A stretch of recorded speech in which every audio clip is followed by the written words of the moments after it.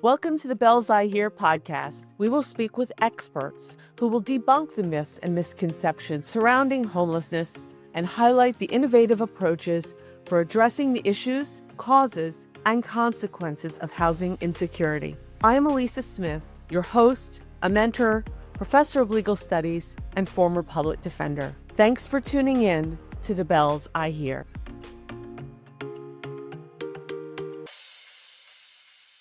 Today on the Bells I Hear, I'm joined by Will Watts, the Deputy Executive Director for Advocacy at the New York Coalition for the Homeless. The last time Will joined us, we talked about New York City's very unique right to shelter law. For today, we're going to focus on the coalition. So thanks for coming back and joining us again, Will. My pleasure. Glad to be here.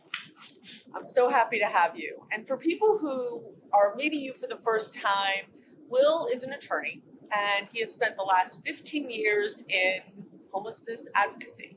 He's worked at legal aids, he's done pro bono representation, and today he's, of course, serving as the Deputy Executive Director for Advocacy with the New York City Coalition.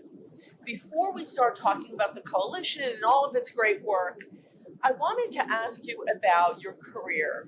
You started as an attorney with some pretty big law firms. You worked for a number of years. I won't say how many. At an international firm. You did work long enough to become a partner at one of these firms. So, and then you moved to homelessness advocacy. What motivated that? Yeah, absolutely. Well, thank you for the question. When I decided to attend law school, I certainly did not foresee that I would be in my current role. But the one thing that motivated me to go to law school in the first place was wanting to use the law and then the skills and training that I received to assist those in need.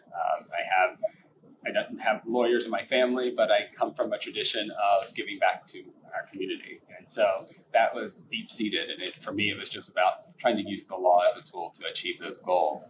And I will acknowledge that at the beginning, I thought that would entail working maybe somewhere in sub-Saharan Africa. But life just had a very different plan for me. And when I began my career, I was working in D.C., in the D.C. office of a major New York law firm. And I eventually found myself relocating to Los Angeles, working for a different law firm. But I was working with a partner and a mentor who I just truly adored. And I think having that experience allowed me to continue working in the law firm much longer than I originally anticipated, and ultimately becoming a real estate partner. But throughout my entire career, I continued to engage in pro bono work. And what led me to homelessness in particular was one of my pro bono clients was a homeless shelter in Los Angeles. And through that experience, I learned a lot more about the city of Los Angeles, but also its history around homelessness and some of the challenges that the city was experiencing at that time. So when the recession hit, not much longer after I became a partner, I found myself confronted with a choice. I could begin to try to rebuild a real estate practice in an uncertain time, or I could finally return to my initial motivations for entering law school in the first place. And so there was an opportunity to join public counsel as their director of the Homelessness Prevention Law Project. And given some of the work that I had been doing in Los Angeles, it was a natural transition for me to be able to make that switch. And I guess, as they say, the rest is history. And then you kept going. I think a lot of people probably don't realize that pro bono is a very big part of practicing law, particularly people in the private sector. I was a public defender, so kind of like my whole career was public. But a lot of people probably don't realize that there's a huge pro bono commitment by a lot of lawyers, and a lot of people get started in advocacy through that work. Absolutely. And as a young lawyer, you get to experience some things that you might not be able to get to do for some of your other clients. So you get the opportunity from a litigation standpoint to maybe do depositions and to be able to do all these different things that I know that are very exciting parts of the practice, and you get to hone your skills and also get to give back to the community and learn a lot more about the city in which you live. So yeah, it's definitely a valuable part of the practice. And so for those that are in private sector, we always try to encourage them to get involved in some of the work that we're doing and grateful to have the opportunity to be able to, share with them my own experiences, but also give them the opportunity to kind of help us address some of the needs on behalf of our clients. Yeah. And then you get to do some, the work that you maybe love, as you did, and you transition. I would imagine your real estate background has also really helped in this area of advocacy. Is that It's true. I mean, there definitely are some ways in which things here are very different than in Los Angeles. But in terms of just understanding some of the various components that come into thinking about housing and some of the challenges and around basically being able to site, whether it's a shelter or affordable housing project, just understanding and appreciating some of those processes and some of the ways in which we can advocate to hopefully address some of those needs for our clients. But yeah, it was the reason that that transition to public counsel was easy, because I was actually working for a redevelopment agency on one project in the private sector. And then when I transitioned over, I was working on behalf of the unhoused population with respect to some of those redevelopment issues, just from a different perspective. So it was definitely really helpful in that regard. Yeah. And I know the job brought you to New York, but what was it about the director? And it's a mouthful for me, so I'm going to. The Deputy Executive Director for Advocacy with the New York City Coalition. What brought you to that job? Like what was the, I want that job? What was that about? Yeah, so I have to say that I was a bit envious on the West Coast, knowing that, a lot of the things that we were working for and trying to achieve for our clients were not very possible because we didn't have the same legal structure there. We didn't have a right to shelter. And so I was always intrigued by the way that New York kind of approached some of these same challenges, but very differently. And so I think both having the opportunity to join an organization that was instrumental in bringing the right to shelter to New York, and kind of in many respects giving us a roadmap for a different way to address these issues was just really exciting for me. And I knew the role would also allow me to have the opportunity to have some contact with clients and continue to have the opportunity to work with some of our partners too. So I didn't want to just put on the legal hat. I wanted to be able to do some of the other elements of the job. So it was really exciting to be able to see this role in some ways, because it was on the East Coast at a time when I was wanting to move back to the East Coast. It was just perfect. all the stars aligned. All the stars Absolutely. aligned. So I think you just touched on this a little bit, but so what exactly is your role? It sounds like it's part lawyer, part advocate, part, I don't know, manager. I mean, what is this role? What is this role that you have? Yeah, you hit all the labels on the head there. So all the labels. Absolutely. Yes. So I'm responsible for overseeing the coalition's policy and litigation work related to protecting the right to shelter and rights of unhoused New Yorkers. And in connection, of course, with bringing the case that established the right to shelter, Coalition for the Homeless was appointed by the court to serve as the independent monitor of the city's primary shelter system. So what that means is that a large part of my job entails also overseeing the team that's responsible for constantly visiting shelters and engaging with the city agencies, basically to ensure that the city is complying with its legal obligations. And also thinking through what are some ways in which we can move from having to rely on shelter to getting people stably housed. Right, because the shelter is really an emergency fix. It's not a permanent solution to this current crisis or any crisis across the country. That's right. So what is the mission of the coalition? It does a lot. It does. It's very comprehensive. So yes. I guess maybe that's a very bigger question than what I intend. But, what is the mission and what does this work with the coalition focus on? Yours as well as the broader umbrella of the coalition? Absolutely, yeah. So the Coalition for the Homeless is the nation's oldest advocacy and direct service organization that's helping homeless individuals and families. We've been around since 1981.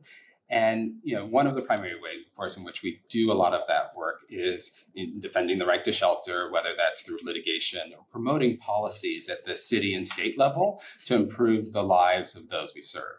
So there's the advocacy component that is definitely a hallmark of who we are, and we continue to do that work in a variety of different ways. But we've also been operating, and now I think it's about 12 direct service programs that basically take a holistic approach to serving those who are homeless or at risk of homelessness. And some of these programs have been around almost since our inception, and others have come along a lot more recently to address, some more emerging needs. And one of our oldest programs is our crisis intervention program, and it basically is here to address a variety of problems that individuals might be facing, whether it is trying to navigate the shelter system and get their various needs met by the city, or they might be trying to obtain a housing voucher, and so they're needing some assistance in case management around sort of those needs. Last year, we were able to serve nearly 9,000 homeless or at-risk individuals, but that program, like I said, has been a hallmark of ours from essentially the inception of the organization. But there have been a whole host of other programs that have arisen over time. One that I find really heartwarming for myself, and over the summer I had an opportunity to see, was our Camp Homeward Bound. It started in 1984 as first sort of summer sleepaway camp in the country, solely for homeless children. And it's just an opportunity for homeless children to just be children, right? To have those experiences that a lot of us have been able to have in our youth, whether it is doing arts and crafts or swimming, biking, just going away to camp and just being a kid. And like I said, that's been around since 1984. And this year we were able to have about 308 campers get the experience of not having to think about being homeless, but just being kids. And this is a summer program, so it's when school's out. Program. And these are New York City kids, right? So the other thing they're getting is they're getting fresh air and trees and outdoor getting out of the city because they go to upstate New York. It's a great opportunity for them just to experience that. Yes. So the coalition partners with a lot of other organizations. It helps people who are struggling to get housing vouchers. It provides these direct services. It also does works in the area of food insecurity as well. That's exactly right. Yeah, one of our longest running programs too. It's been around since 1985. It's operated every night since it began. It's a nightly mobile soup kitchen that basically provides food to homeless and hungry individuals throughout Manhattan and the Bronx. I mean, just to give you a sense of the scope of how many people they serve, over just the last year, we estimate there were about 400,000 meals that were provided to people in need. And we know that program has been able to provide assistance to people through COVID, through the influx of the new arrivals that came into the country. So we know that the makeup of the individuals that have been able to receive assistance has varied, but it's been a consistent support there for those who are experiencing food insecurity. Yeah. It must require a lot of volunteers with the coalition. I mean, it sounds like it's a huge, all the different parts require a lot of person power. Absolutely. I mean, Grand Central Food Program is one of the ones that has a dedicated group of volunteers that night after night engage in providing these services. And it's also one that for individuals in the community that are looking to just get involved, that it might be an opportunity for them to kind of go out on the vans and to be able to experience what it's like to be able to help people in need. But yeah, it's definitely a program that requires quite a lot of manpower, both in terms of producing the food and then of course distributing it to those in need. Yeah. And then even, helping people in court and those kinds of things with advocacy, that requires all kinds of moving parts and meeting people where they are to help them get the help and everyone's an individual, right? Everyone needs individualized help. Everyone's issues. There's not a cookie cutter model here. No, I mean, fortunately, there are opportunities to address things, sometimes systemic problems, but nonetheless, you're right, it is meeting people where they are. And you're mentioning court. I mean, one of the other things that kind of is a more recent addition to our offerings came about in the late 90s. We began an eviction prevention program.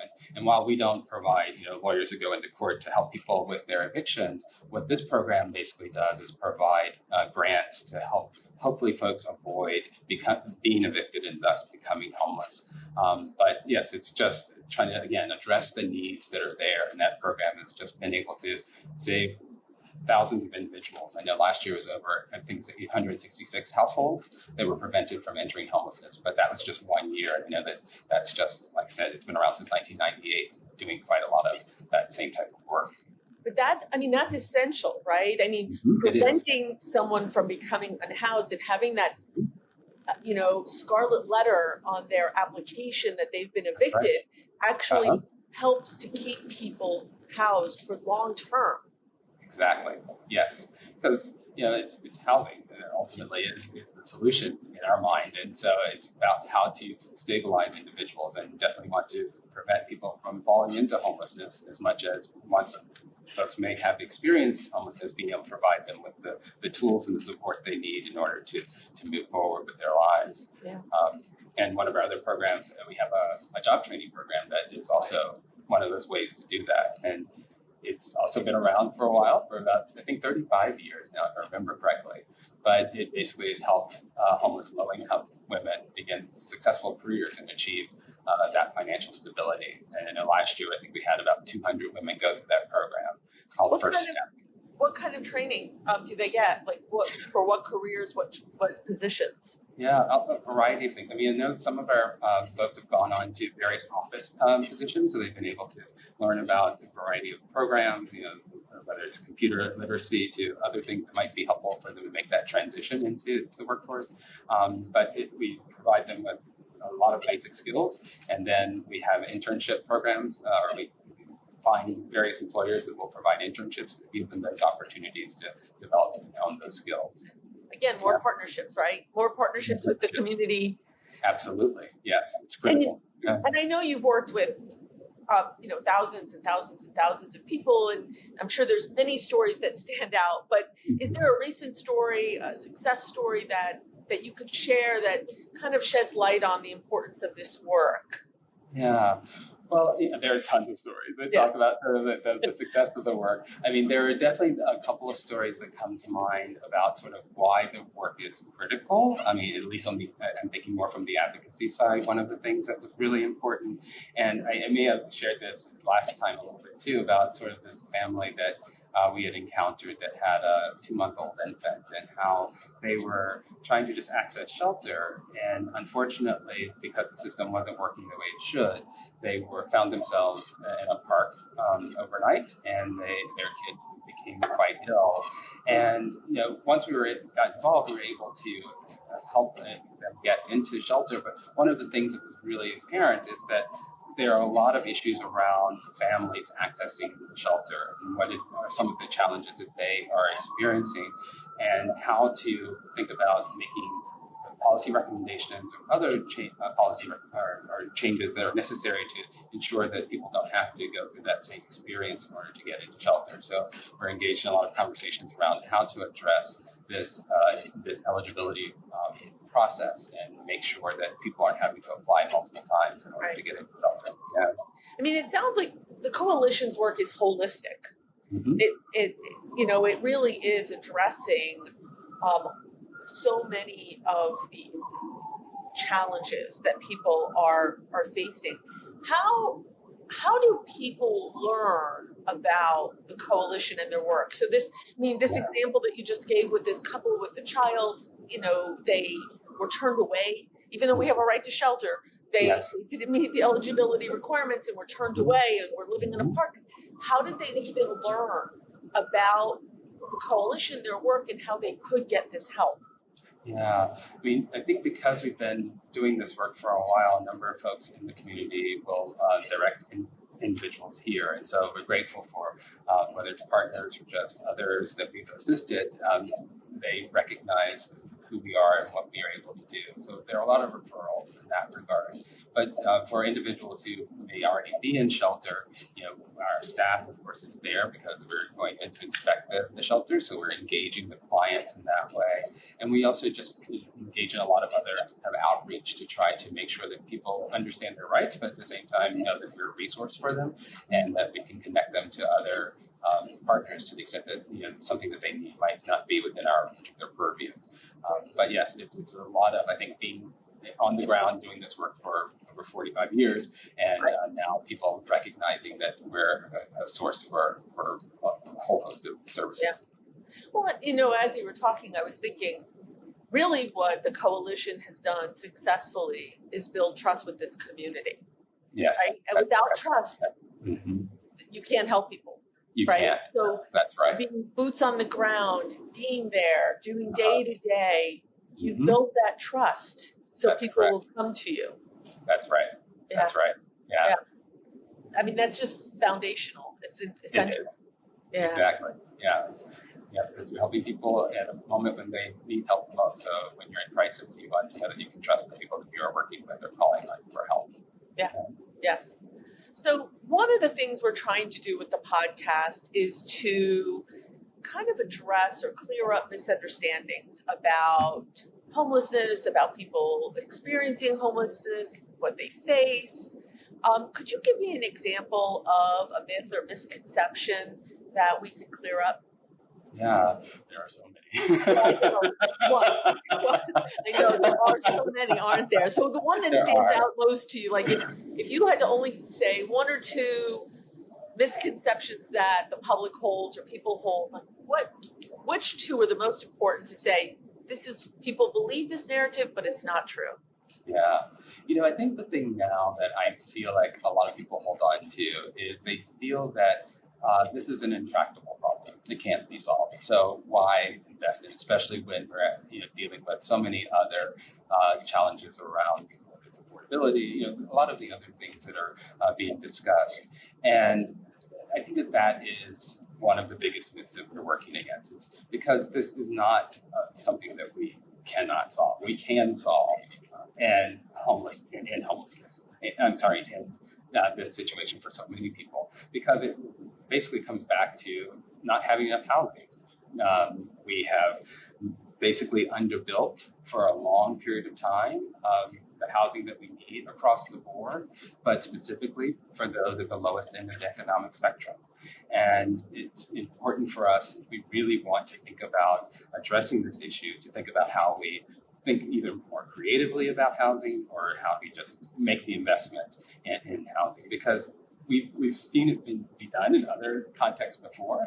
We've ended mass homelessness, chronic veteran homelessness in the past. And so it's an issue of sort of political will, but it's also an issue of just recognizing that this is not an intractable problem. It can be solved, and it may take some time, and it may require us to think about doing things a little differently, and maybe taking an inventory of some of the existing resources and trying to understand why it is that those aren't being utilized. And so it might require some creative thinking and, like I said, some political will and definitely some capital. But we can do this. We've put people on the moon. We've done so many other things. We can definitely solve. We can do this. Yes. And is the coalition working in this space? Is the coalition working to try to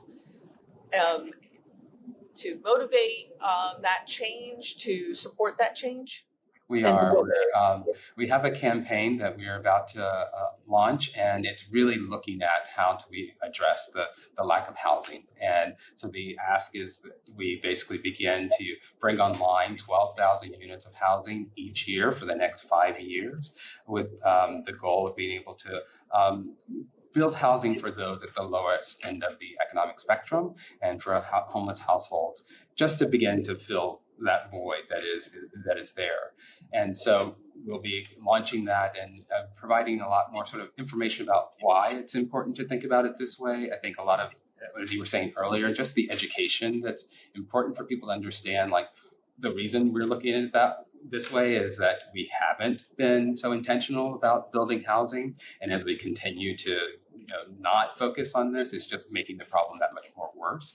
And so wanting to provide education, provide resources, but also just begin to think about how do we do that, both understanding the financial investment that's involved, but other issues that come up in terms of thinking about creating housing for this community.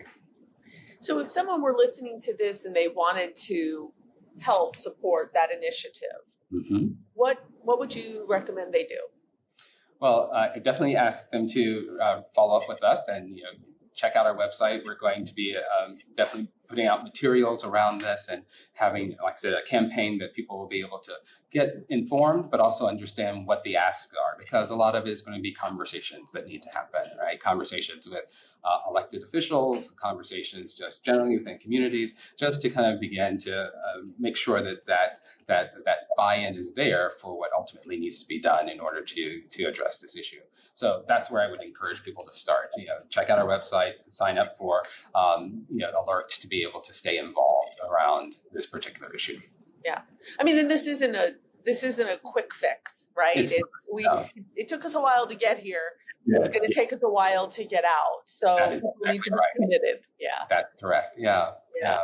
And it's not a either or situation. Right. There are definitely some other things that we are going to be advocating for, and I think it's just going to be thinking about how do we do this in a way that is evidence-based, but at the same time going to, in the long run, hopefully close this gap and turn the tide for the city. Yeah. Are there any other new initiatives or any other works that the coalition is focusing on that you think people, I want people to know this? Is there anything? Yeah. Well, we're definitely focusing a lot. We're excited about there's a lot of change in the city, and so we're excited about having the opportunity to engage with new partners at the city and begin to talk with them about what some of our priorities are.